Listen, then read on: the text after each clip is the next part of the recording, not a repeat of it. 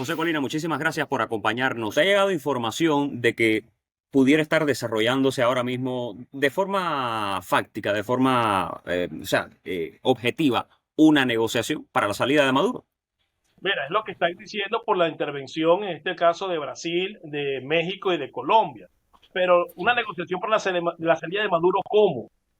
La revolución no es monolítica en Venezuela. La revolución tiene diferentes patas y piezas en Venezuela. Una de esas patas y piezas es Nicolás Maduro, que es el que está al frente. Pero hay una fracción allí que la representa Diosdado Cabello, que tiene control de un sector de la Fuerza Armada que ha dejado muy claro que no se va de Venezuela, que no piensan entregar el poder y que van a hacer lo que sea necesario para mantenerse allí. Entonces, no hay forma de que exista una negociación que saque a Maduro del poder, porque a lo mejor Maduro puede negociar si él quiere, pero Diosdado Cabello no va a negociar. Y Diosdado Cabello va a echar mano del sector de la Fuerza Armada que él controla y que él domina para hacer lo que él considere necesario para mantenerse en el poder. Maduro se robó 6 millones de votos, se robó los votos de la oposición y dijo que él los había sacado y lo catalogaron o lo ratificaron como presidente legítimo de Venezuela cuando realmente es un tirano que ya estaba usurpando el poder y ahorita se acaba de robar la elección. Y para consolidar eso, ha echado manos de la violencia, de la administración del monopolio de las armas para ir en contra de la población. Se ha ido al terreno de la violencia. La única forma de sacar a Maduro del poder es haciendo uso de la violencia legítima y realmente enfrentarlo en el mismo terreno que él está planteando. Pero bueno, obviamente vemos que esa no es la estrategia en este momento. ¿Cuál es el precio de Diosdado Cabello? Bueno, mira, realmente no creo que tenga un precio, el que tenga un precio que alguien pueda pagarle, porque Diosdado Cabello es el personaje más cínico, más maquiavélico, más malvado, más corrupto y más delincuencial que tiene la revolución. De hecho, Maduro podría irse para Turquía, Vladimir Padrino López podría irse para Rusia, Diosdado Cabello no tiene para dónde irse. Diosdado Cabello sabe que si esta revolución termina, uno de los personajes que rápidamente va a abandonar este plano va a ser él, por todo el daño que ha hecho y por la cantidad de enemigos que tiene y porque realmente no tiene países o no tiene sitio donde esconderse. Entonces, por esa razón en este momento no podemos decir, mira, le pagamos 100 millones o lo sacas de este medio o lo sacas, o sea, lo eliminas y deja de ser un estorbo o lo enfrentas en el plano que él ha presentado, pero él no tiene un precio como tal. De hecho, uno de los individuos que más ha torpedeado que esta revolución se acabe se llama Diosdado Cabello Rondón, porque él no tiene para dónde ir, él está como un animal acorralado, no tiene para dónde irse y se va a defender con lo que tenga. Entonces, Colina, desde tu punto de vista, desde luego, cuál es la puerta de entrada para cualquier negociación? O sea, ya entiendo lo que me dices, que esto tiene varias paticas, que tiene varios elementos. ¿Cuál es la puerta más vulnerable, el punto por donde se puede colar cualquier negociación para comenzar? Sí, bueno, te puedes colar de repente con hablar con Maduro o con Vladimir Padrino López, pero el problema es cuando dices, bueno, que ellos se van de Venezuela, pero a Diosdado Cabello, bueno, tendría que Vladimir Padrino, Nicolás Maduro, eliminar a Diosdado Cabello, eliminar la amenaza que él representa, porque Diosdado Cabello representa a, al chavismo originario, por decirlo así, para mí todos son chavistas, pero representa a los que estuvieron con Chávez en el golpe del 4 de febrero, es el único que no ha sido defenestrado, es el único que no ha sido eh, ha intentado restarle poder, de hecho, lo han dejado nada más como diputado, pero todavía mantiene peso en el estamento militar y está allí. Entonces, para Maduro poder negociar, o Vladimir Padrino López poder negociar, tendrían que eliminar a Diosdado Cabello, o sea, sacarlo de la ecuación del poder, no meterlo preso como hicieron con Tarek el examen, sino eliminarlo físicamente para ellos poder ir a una negociación. De hecho, antes de ir a este proceso electoral, Diosdado Cabello le dejó de entender a Nicolás Maduro y a Vladimir Padrino que cualquier negociación que se hiciera pasaba por él y que si no lo tomaban en cuenta, entonces él iba a hacer lo necesario y iba a patear la mesa. Y esa afirmación que hizo Diosdado, esa amenaza, tuvo repercusión, porque al final del día es una pata de la mesa que todavía tiene fuerza. Entonces, para poder negociar tranquilamente, tendrían que eliminarlo físicamente o Maduro o Vladimir Padrino López, y creo que como está planteada la cosa, no sería una situación tan fácil de hacer. O sea, ¿tú crees que este resultado electoral, hay gente que dice, hay analistas que dicen que Maduro pensaba que sí, que iba a ganar, otros que no, que ya estaba cuadrado el tema del no reconocimiento de los resultados legítimos? Pero ¿tú crees que Cabello trabó cualquier posibilidad de que Maduro saliera y reconociera, sí, ganaron, me voy, etcétera?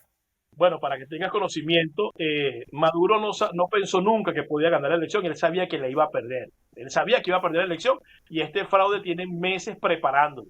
Y también tenían preparada la respuesta, que es esta represión brutal, utilizando a las Fuerzas Armadas, utilizando a la policía, utilizando a los colectivos, utilizando a los cubanos castristas. Pero, para que tenga conocimiento, Elvis Amoroso no es una pieza de Nicolás Maduro. Es decir, Elvis Amoroso no es una pieza que obedece a los intereses de Nicolás Maduro. Elvis Amoroso, que es el presidente del CNE, obedece a los intereses de Diosdado Cabello. Entonces, no había forma de que Maduro pudiera reconocer un triunfo. Lo que pasa es que aquí, lamentablemente, con la intención de que la gente se sintiera segura del proceso, se plantearon tres hipótesis que realmente no se dieron. Pensaron que si la votación era abrumadora, Maduro iba a reconocer. Bueno, ya nos dimos cuenta que no fue así.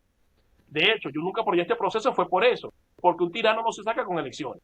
También pensaron que si la votación era lo suficientemente alta, los militares que iban a estar custodiando el proceso con el Plan República se iban a dar cuenta de lo que estaba ocurriendo y se iban a colocar a favor de lo que la ciudadanía escogiese esa noche. Ya nos dimos cuenta que tampoco es así. Y lo tercero que está desarrollándose es que dijeron, bueno, tenemos un plan B para hacer respetar la voluntad de la ciudadanía. Pero hasta el momento nos hemos dado cuenta que este plan B no está dando resultado. Ahora, si pensaron que el plan B era hacer que los militares se voltearan, bueno, tenían una visión errada de lo que está ocurriendo en Venezuela. Quien sostiene a Nicolás Maduro en este momento en el poder son los militares. De hecho, el día de ayer, que fue el aniversario de la Guardia Nacional, Maduro ascendió aproximadamente entre 16 o 17 mayores generales, que son las personas que van a estar al frente de las regiones de defensa integral. Del ejército ascendió 8, mientras que los demás componentes ascendió 3 nada más. Guardia Nacional, Armada y Aviación. ¿Qué está haciendo Maduro? Está comprando lealtades. Está comprando lealtades. Entonces la principal fuerza, el principal partido político de Maduro son las Fuerzas Armadas. Pensar que se podía contar con los militares para revertir o para que se respetara el proceso era pensar de manera ingenua, y es lo que estamos viendo. Estos individuos solo salen de allí a la fuerza. Y entiendo que es muy fácil decirlo, pero no es tan fácil aplicarlo, pero es necesario entenderlo, porque el que no entienda que Maduro es un delincuente, que es un terrorista, que tiene precio por su cabeza y que no va a salir de ahí si no es por la fuerza, no está entendiendo lo que ha pasado en los últimos 20 años en Venezuela con esta mal llamada revolución guiada por los cubanos. Ahora, Colina, ¿qué pasa si Maduro de repente dice, sabes qué, yo me cansé? Llama a Washington, vamos a negociar, yo me voy, quédate tú. ¿Es factible ese escenario?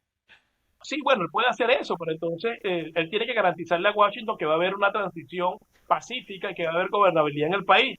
Y mientras esté Diosdado Cabello en el medio, esa transición no va a existir, a menos que los Estados Unidos, que esté interesado en Diosdado Cabello Rondón, bueno, Maduro lo entregue. En una de estas garras lo metan preso, aparezca en Costa Rica y aterrice en los Estados Unidos. Si él logra eliminar a Diosdado Cabello de la ecuación, él puede negociar. Y Vladimir Padrino López puede negociar. Inclusive los hermanos Rodríguez pueden negociar, Delcy y Jorge.